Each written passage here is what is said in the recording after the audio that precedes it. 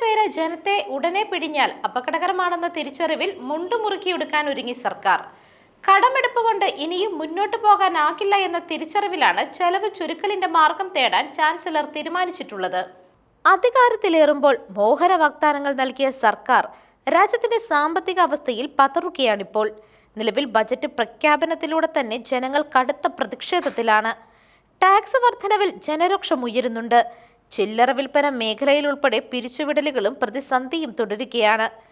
Insurance തുകയടയ്ക്കൽ പ്രതിസന്ധി മാത്രമല്ല, ജീവിത ചെലവും ജനത്തെ സർക്കാരിൽ നിന്നകറ്റുന്ന കാരണങ്ങളാണ്. ഇനി നികുതി കൂട്ടാനാകാത്തതിനാൽ ചെലവ് ചുരുക്കൽ മാത്രമേ സർക്കാരിന് മുന്നിൽ വഴിയുള്ളൂ. പലിശ തിരിച്ചടവിൽ മാത്രം ചാൻസലർ പ്രതിവർഷം 10 ബില്യൺ പൗണ്ട് കണ്ടെത്തണം. ഈ തുക കണ്ടെത്താനുള്ള വഴികൾ തേടുകയാണ് ചാൻസലർ. മാർച്ചിനുള്ളിൽ ഫണ്ടൊരുക്കാനായി സാമ്പത്തിക നയങ്ങൾ മാറ്റിപ്പിടിക്കേണ്ടി വരും.